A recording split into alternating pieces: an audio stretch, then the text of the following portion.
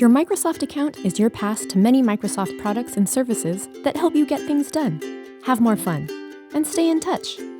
If you use any of these Microsoft products, you may already have a Microsoft account. No account yet? Head to account.microsoft.com and create one for free. Set up a brand new account or use an existing email address and phone number.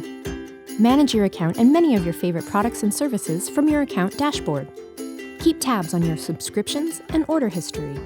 Organize your family's digital life. Update your privacy and security settings. Track the health and safety of your devices. And even get rewarded. When you sign in with Microsoft, everything stays with you in the cloud and across devices, including iOS and Android. Just install the apps for the services you use. Get to the people, content, and entertainment that matter to you the most with your Microsoft account. One account, all things Microsoft.